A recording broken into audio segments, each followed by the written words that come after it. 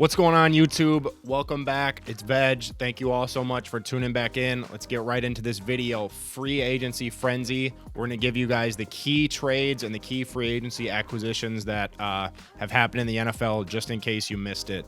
We're going to start off with the biggest one for sure. Actually, I'll start off with the biggest two, Devonta Adams and Tyreek Hill. Two big name superstars, man. Two big names. Gone to different teams, one from the NFC to the AFC and another one stays in the AFC. Devonta Adams going to the Las Vegas Raiders. Huge. That is so huge, man.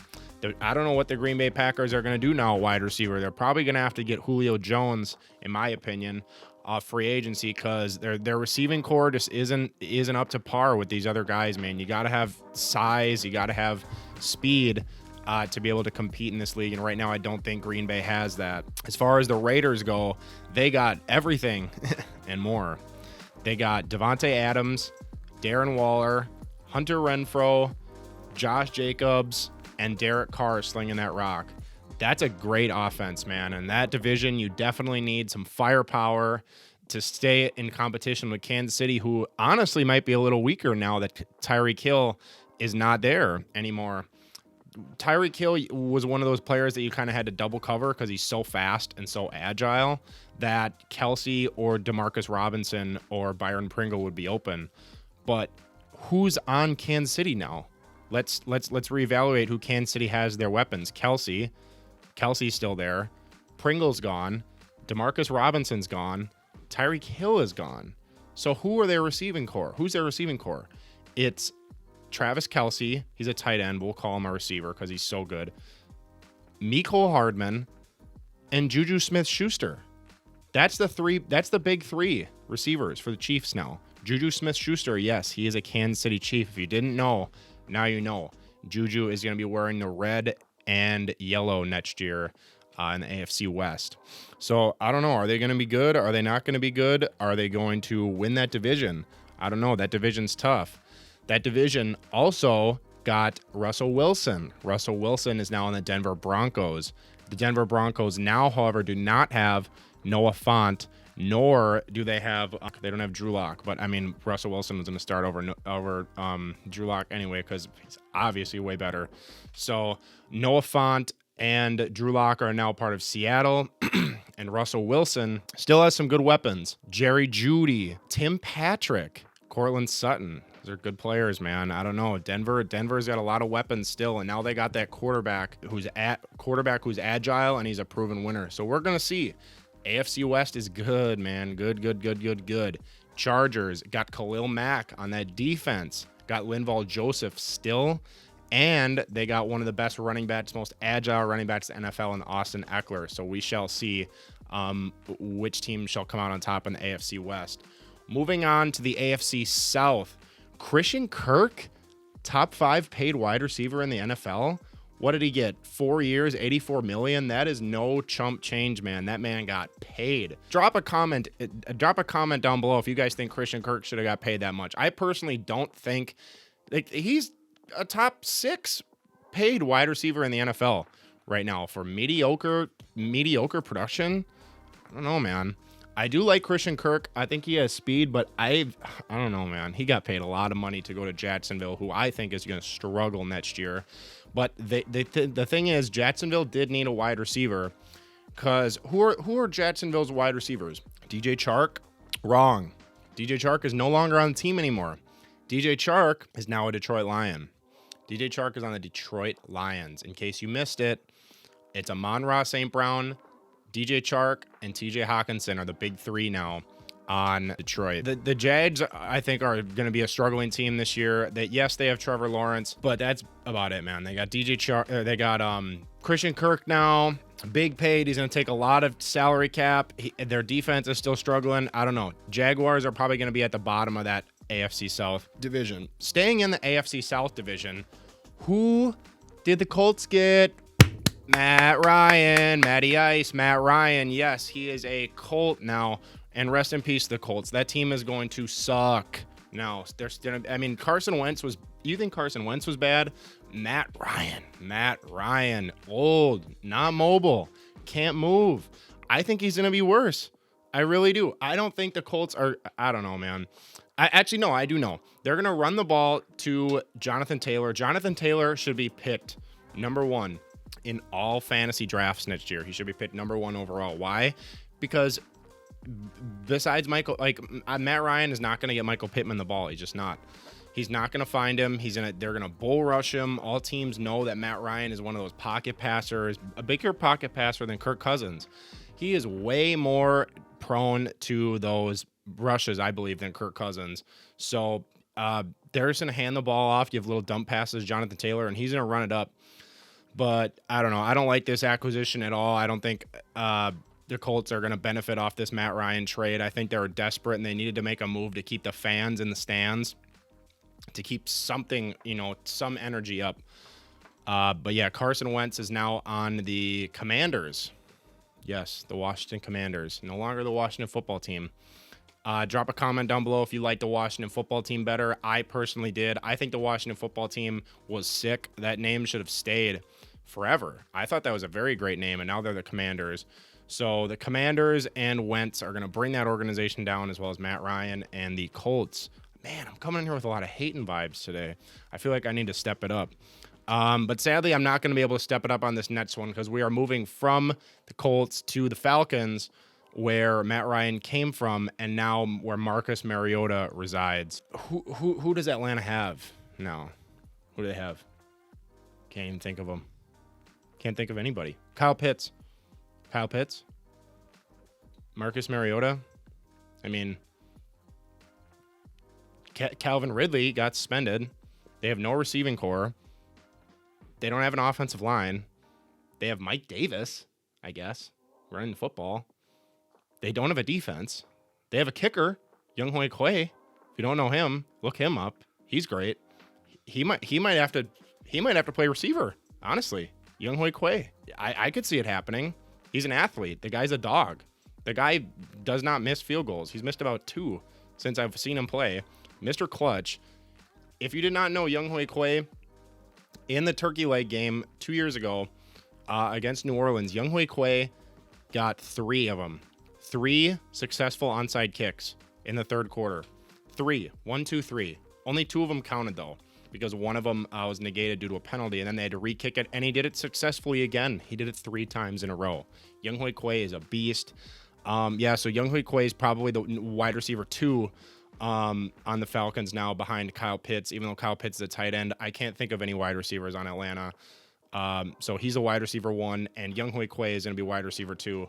That team is going to suck. I don't think that team is going to win a single game this year. So moving on from the Falcons, I'm sorry, Falcons fans. You guys got it tough this year. You guys are in a total rebuild mode. I bid you good luck. Tyreek Hill to the Dolphins. Huge.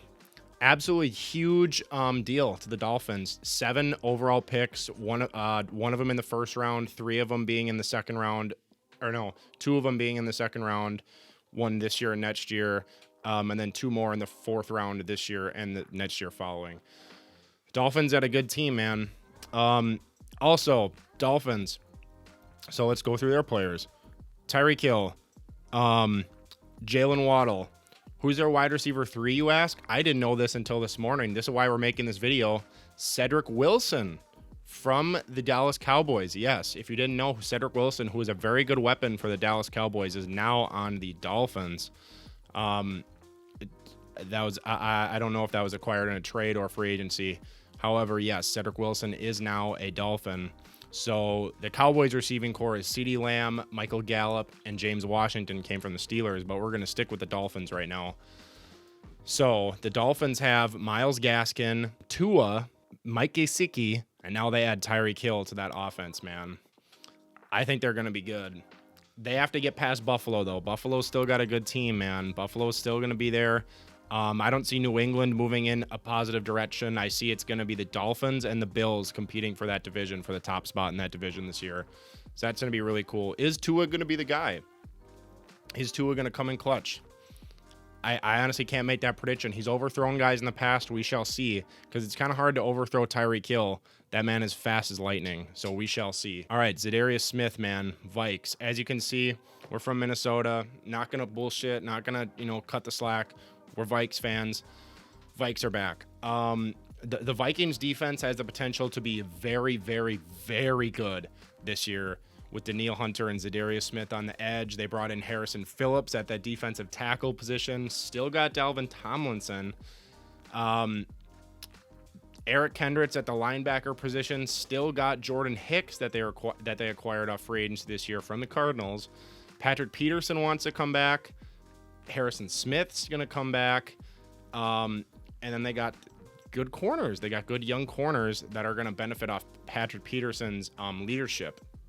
And that's just the defense. You know who's their offense. Dalvin Cook, Justin Jefferson, Adam Thielen, Irv Smith Jr. making a comeback this year at that tight end position with Tyler Conklin now gone.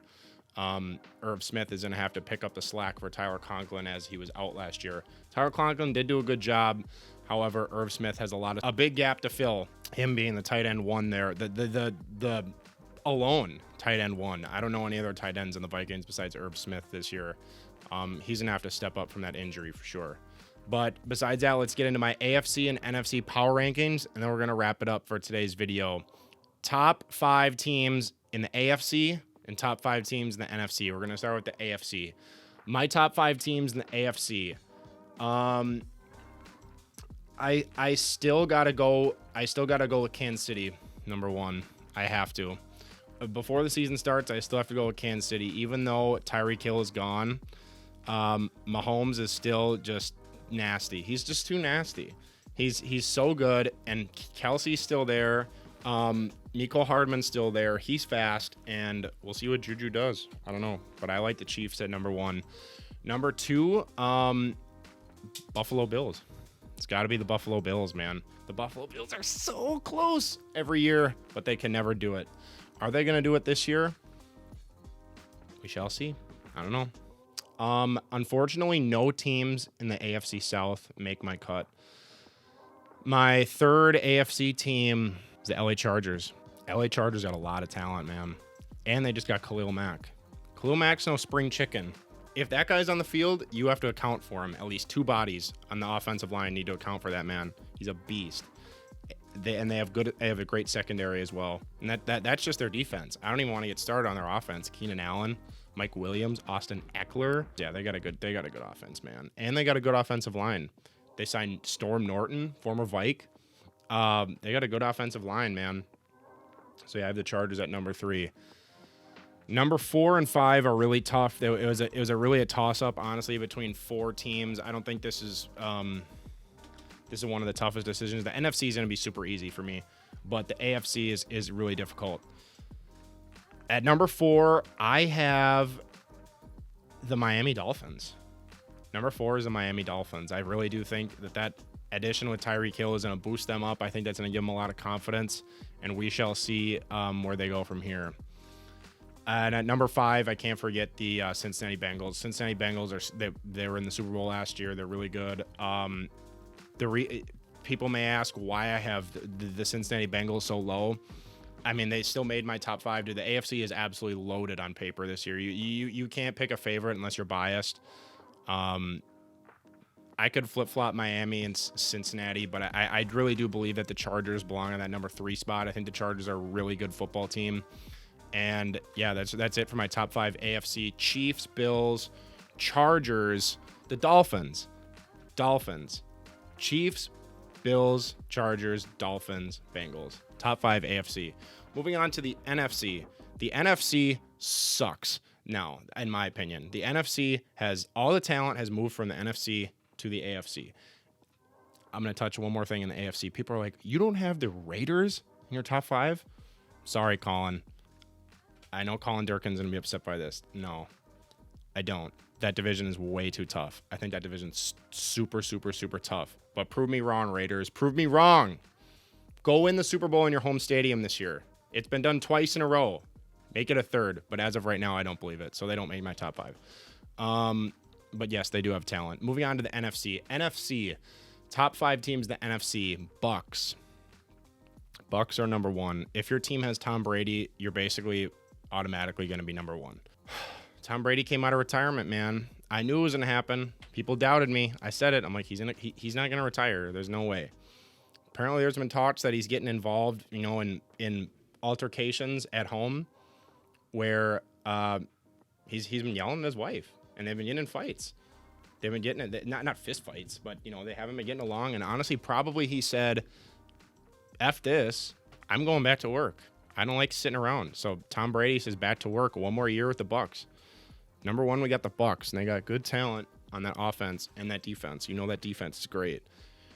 Number two, we got the Rams. Rams just won the Super Bowl, but they got rid of Von Miller. I think Von Miller was a good piece to that team. He was a proven leader, a proven athlete, but the Bucs have the edge as far as I'm concerned with that. Andrew Whitworth is gone. Von Miller's gone. Robert Woods is probably going to be gone. OBJ might be gone. We shall see. But I have the Rams at number two. Number three, I have the Minnesota Vikings. Number three. Jared, Veg, the Minnesota Vikings at number three, but they have Kirk Cousins. Kirk Cousins is going to put the team on his shoulders this year. With this defense, with this team they're building, with Kwesi and Cam and Kevin O'Connell, are you kidding me? Vikes are number three.